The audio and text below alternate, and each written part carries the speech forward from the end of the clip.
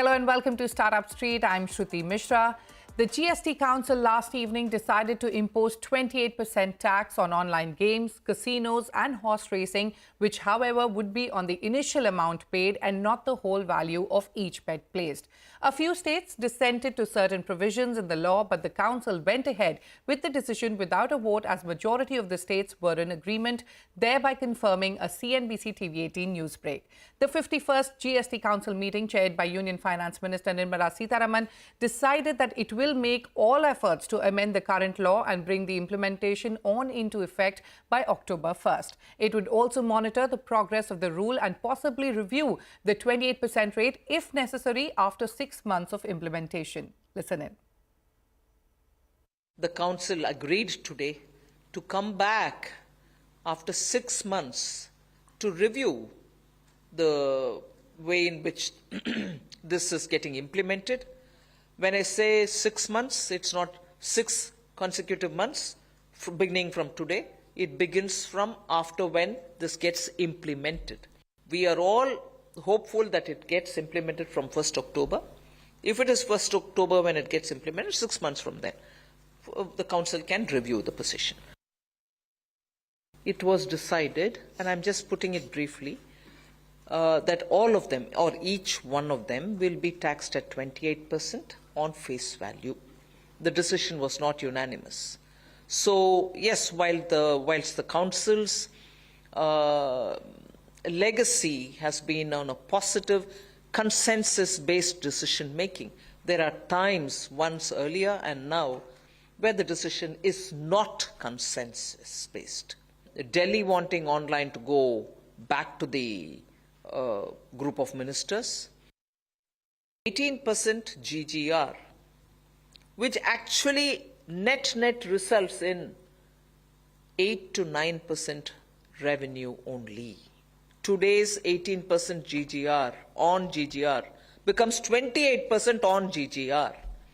Even then, we will be collecting only around 11 to 12%. So simpler alternative is 28% on the face value. No, there was no voting because there were very handful of states, 2 in the case of casino and 1 in the case of online gaming who had reservations. It was also clarified that this is actually an enabling provision that we are introducing in the Act. This amendment is more of a clarification because betting has always been included. Betting, gambling and lottery, these are already included as actionable claims, and our belief is that even online gaming or the betting going on in online gaming, casinos and horse racing, these are also in the nature of betting only.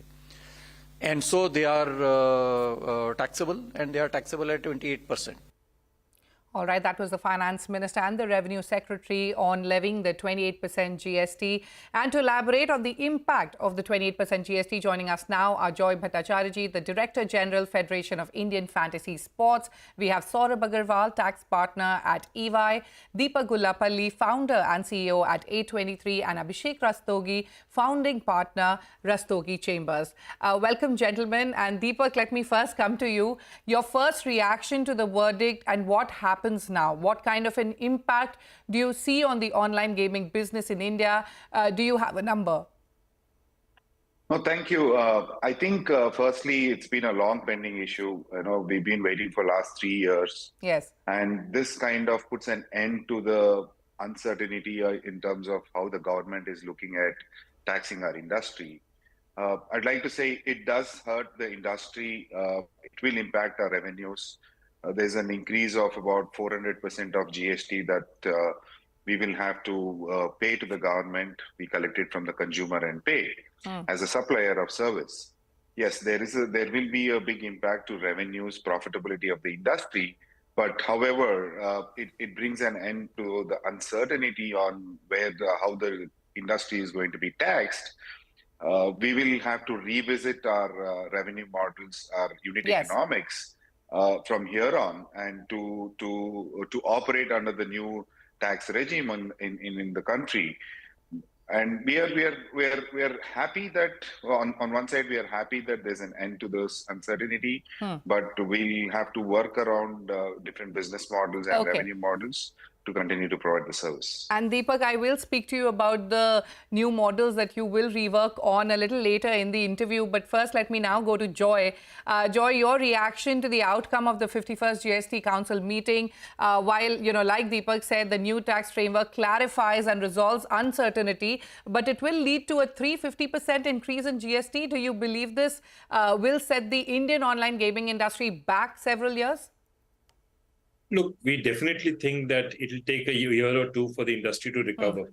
But Okay. I concur with Deepak in one thing, that in the long run, having things resolved for us, knowing exactly what the government stand is, knowing what the taxation is really important for us. In the last 6 months, we've figured out the government has given us a Digital India Act, which it's working towards. It's given us a nodal ministry. I think these are not going to be easy times at all, because we're living in a situation where there has got to be a lot of adjustment and innovation to make sure that, we come out of this. But again, I concur with Deepak. In the end, one of the things that we've seen is that the government listened to us. It went back, had another meeting on August the 2nd, and came back with something on deposits. There was a uncertainty between face value and deposits. They listened to us, came back, and now they're telling us that once it's implemented after 6 months, they're going to see where this decision takes them, whether it's going to be that hurtful for the industry or not. And therefore, there is one confidence that we have. The government is listening to us at this point in time. Okay. They are saying that we want to tax you, but we are aware that we want you to develop as an industry as well. So I think that for our industry is a good sign. I'm not saying it's going to be easy. There's going to be a lot of work, and people like Deepak are at the forefront of it. But I think in the long run, knowing that the government is concerned about us, knowing that the government knows where we are, knowing that the government is taxing us, and knowing that the government is listening to us when we've gone to them and said, for example, that face value will be almost impossible for the industry to overcome. Okay. I have confidence that this is a step forward. We are moving forward now. We'll move a couple of steps backward in the next year or two while we adjust, but eventually we'll definitely be moving forward. All right. So the good news is that the government is listening, while revenue and profitability numbers will take a hit for a year or two. Saurabh, let me now come to you. Your views on the 28% levy of GST on the full face value of bets. What does this mean for the sector? See, Shruti, the certainty which has been provided by the 51st GST Council would likely help the companies having higher GGRs compared to those with, low GGRs. Some companies may still explore the option to approach the higher judicial forums by challenging the levy on deposits made in wallet on the ground that it is not a supply being rendered by them to the consumer, but it's only the GGR or the platform fee which should be subjected to tax. Saying so, Shruti, it's important to understand that there is an alignment broadly between the center and majority of the state governments. Therefore, industry should take this in good spirits and start looking at implementing the changes in the business model and ERP to ensure readiness by October.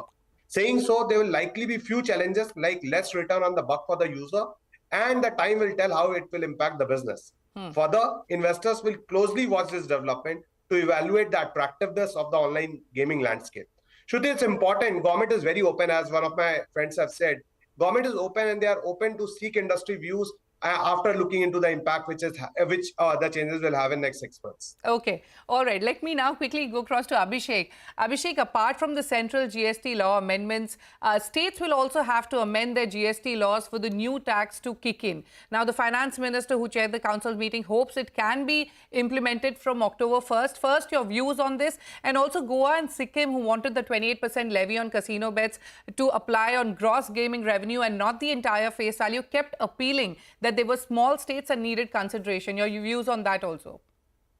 See, I think federalism is an important part of the Indian Constitution.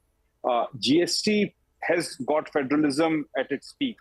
Now, let's understand, online gaming, betting, lottery, casinos, horse racing, some of these aspects are subject matters of state. Now, if center empowers those state subjects, of course, there can be constitutional challenge with respect to federalism, because remember, some of these subjects are state subject. So, for instance, casinos can operate in a particular state, only if that particular state wants it to operate there.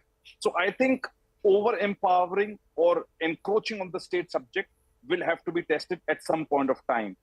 As my friend Saurabh mentioned, there will of course be a challenge with respect to valuation, because today you may say that as per the provisions or the amendments or the proposed amendments, you would intend to tax a particular value of actionable claim in a particular way. If this goes into a wallet, or if it comes into a wallet in some way, in some form or the other. The relevant question which remains is whether this amount which comes to taxation purview is the revenue of the online gaming company or the casino players. If that is not the case, then there is certainly the valuation issue, because it goes beyond the statutory boundaries of GST. Okay. And hence the constitutional test is pertinent. We know that this is a policy decision, and I think industry today is in a different mode altogether, because the government is with the industry. They want to have a pragmatic approach. But can policy decision be subject matter of judicial review? We will have to test that after seeing the details. Absolutely. My next question is for Deepak and Joy. Deepak, the council will review this after 6 months. Where do you stand as an industry today, and what do you expect to change in the next 6 months? Deepak, if you could go first. I think it all depends on how Indian consumers react to this big change, right? Because there is going to be tax burden on the consumer. In the earlier tax regime, because the GST was going from the GGR or the company's revenue, this was not really visible to the player or the consumer. But with this new rule, we'll still have to wait for the actual draft and how do we implement, etc. But consumers will see the impact of 28% GST on deposit or full face value. And it all depends on how they react to the industry, if they will continue to play on illegal Indian websites, or would they move to offshore websites, which are also covered in the GST. But we are still not clear on how will they enforce that part. Okay. But I think within 6 months, the government will have data, government will have numbers on how industry is growing or is functioning, both from a consumer standpoint and from the company standpoint. Let's see. Let's hope for something better after 6 months. Let's hope for something better. Joy, you agree with Deepak? What do you expect to change in the next 6 months? Look, if it happens in the timeline that we're talking about implementation starting around early October. Yes. That really means that the World Cup, you're going to see two major events for fantasy sports happening in that period. That's the World Cup, and after that you will have the IPL. In that 6 month period, you'll be covering those two. And I think those will be really litmus tests for everybody to give an idea of the impact that it's having. And I'm, to be honest with you, I'm glad that the government is saying we're going to look at it 6 months. So it's 6 months still gives you a time. It's a fairly short time frame in which they can react after that and make sure that corrective measures are taken if they see that, this is not working out. So I think the good thing is that we know that, okay, the government is saying, let's do it for 6 months. Two events will be held then, which are fairly large events, which will give everyone a sense of where it's going. As far as fantasy sport is concerned, I think it gives us a very clear indication of how we're going to move forward in this. All right. And I think the most important thing I just repeatedly like to stress is, as long as the government is listening and as long as the government has clearly shown its intent that it wants to build us as an industry, if the tax seems to be excessive, they will take corrective measures.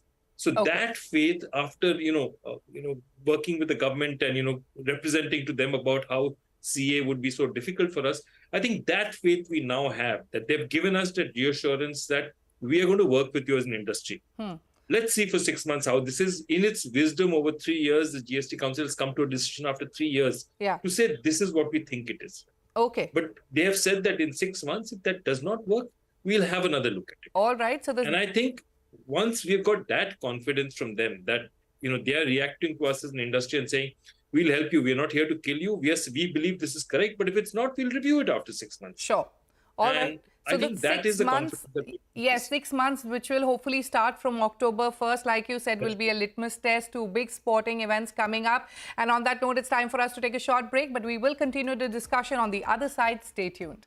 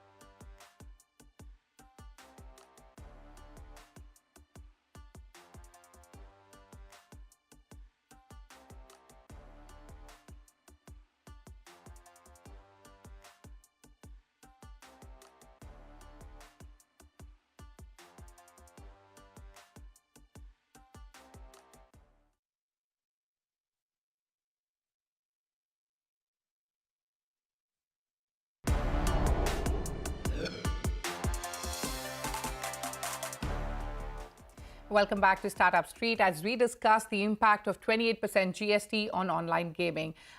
Joy, let me come back to you. And, the gaming industry has had a tough 1 month. In fact, CNBC-TV18 had reported that members of the industry had met the Revenue Secretary on 14th of July.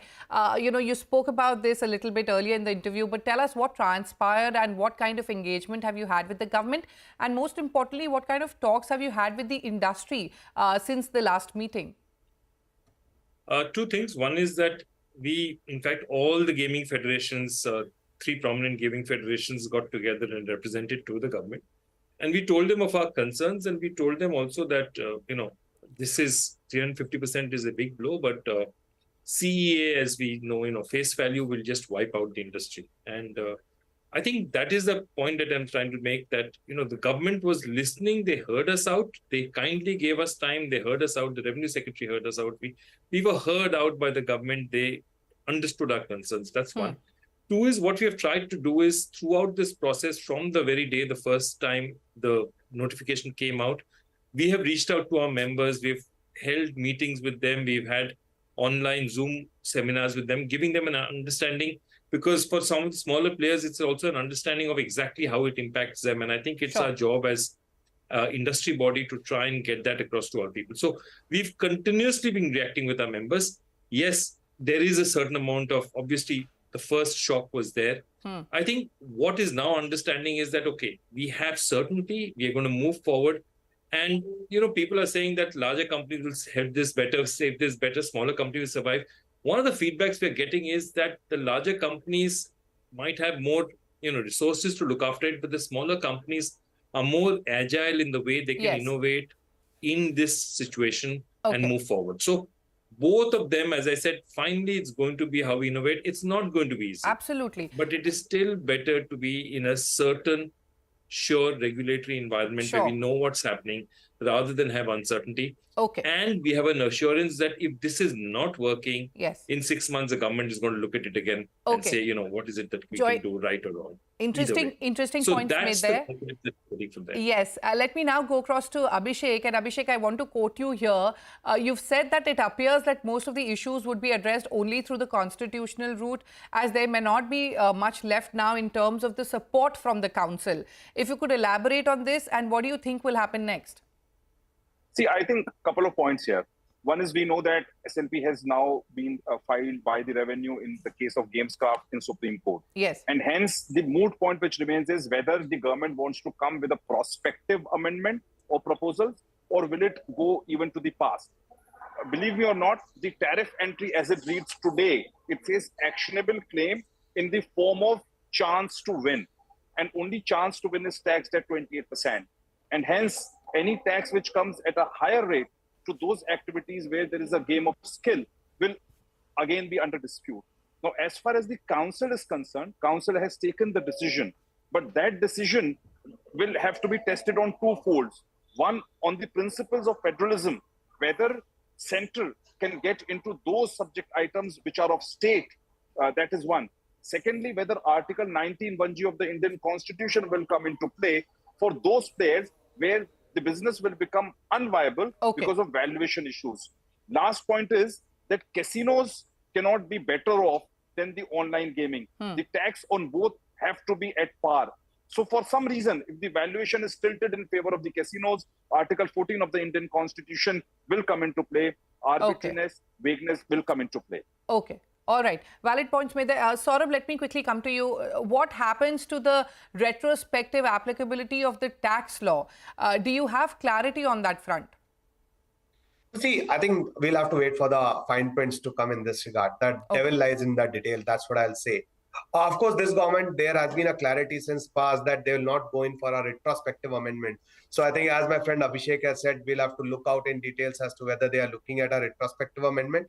That doesn't appear to be the intent, at least so far, given the representations which have been made by the industrial bodies. So that doesn't appear to be the clear intent of the government, but of course we'll have to be watchful to see what exactly is coming in the fine prints. All right, so we'll have to go through the fine prints there. Deepak, you mentioned this in the interview, at the beginning of the interview, and I want to understand more on what is the plan of action when it comes to innovating and rebuilding your business model. The fact is 28% GST is here to stay. So how are you looking at reinventing your models?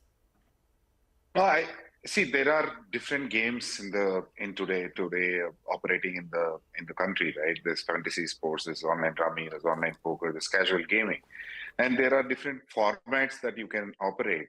Whether it is a 2-player game to a 6-player game to a 100-player game to a 1,000-player tournament model, we'll have to do a lot of A/B testings. We'll have to figure out and innovate newer formats that will help us.